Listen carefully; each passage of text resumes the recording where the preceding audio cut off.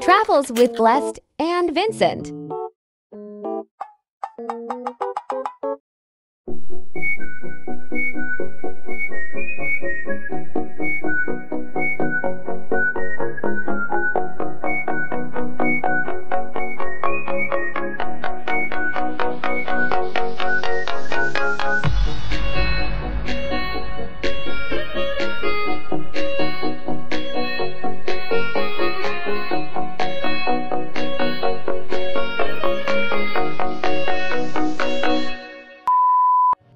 Hi guys! So, welcome to our day 2 after ng aming tour trip. Nagpunta kami sa Bantayan proper para bumili ng mga danggit.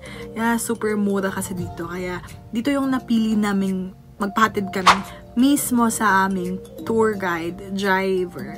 So, as you can see, ang daming choices. And syempre, wala tayong cash. So, may pa-Gcash tayo.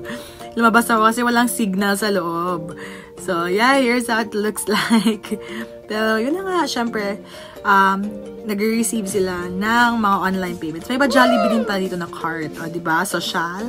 And we then moved to their public market para makahanap kami ng para sa lunch. Kasi nga, nag-unlimited kami kapon sa MJ Square. So, we decided ngayon na mag-DIY na magluluto naman si Papa. Yeah, that's Papa. And I think, of course, mas makakamura kami. Kasi nga kami mismo yung magluluto. And my papa is a chef. I mean, magaling siya magluto. So, wala kaming problema pag mga bagay-bagay na naghanap sa merkado or kahit sa mga palengke, I mean. So, we then went to Kermit's. It's a very popular cake shop, resto here in Bantayan. And it's my first time to visit here. May Kermit's dito sa Cebu. Pero of course, gusto ko i-try yung Kermit's branch dito naman sa Bantayan. Ang alam ko kasi parang main branch or nauna yung branch dito sa Bantayan kasi sa Cebu. So, we ordered, I treated the family, and iba-iba yung mga in-order namin para, kasi mahilig kami sa tikim-tikim. So, we could try all the flavors. And yeah, here's our orders. And Gcash din. Ako nagbayad dito kasi nga hindi ako nakapag-withdraw ng cash. And it's really convenient, lalo na ngayon na halos online na lahat ng babayaran. We then also ordered some cakes, bread, yung iba muffin, and yeah. Then, we went home na. Ito yung scenery nung pauwi na kami. Ako na yung sumakay kay Vincent sa motor. And then, sila mama na yung nasa tricycle. Si Kobe na yung nasa tricycle. Nagpalit lang kami ni Kobe. So, ito na nga, pauwi na kami. Drive safely nga lang kasi super init. I mean, super dilim.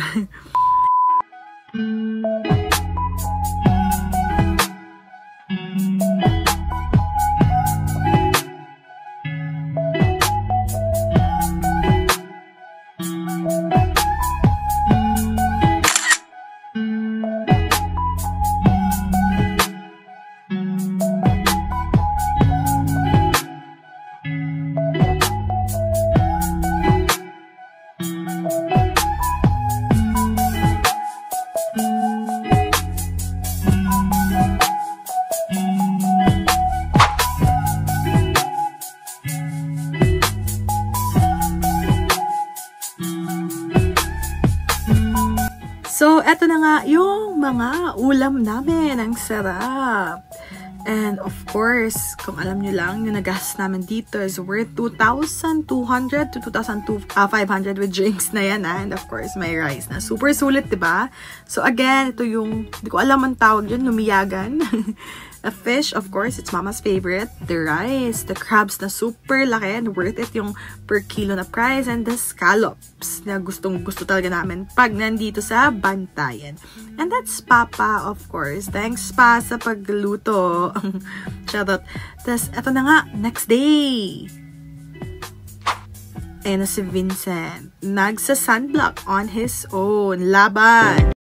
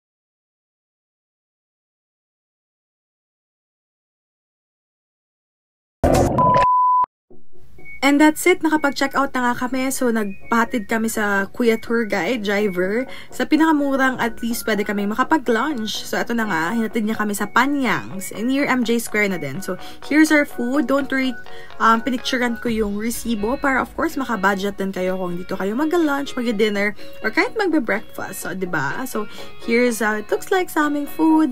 And eto na yung nabayaran namin. It's worth 3,310 pesos. And screenshot nyo na lang ha. So, eto na nga po, uwi na kami. You can check our first vlog sa aming day 1 na bantayan para alam nyo magkano yung nabayaran namin sa bus at saka sa barge. Papunta at saka pauwi na din. And that's it for our bantayan trip. Thank you guys sa pagsubaybay sa aming day 1, day 2, and day 3. Sobrang natagalan mag-upload tsaka ma-finish kasi sobrang busy sa work. But still, thank you for subscribing. Like and subscribe for more travel tips. See you! Bye-bye!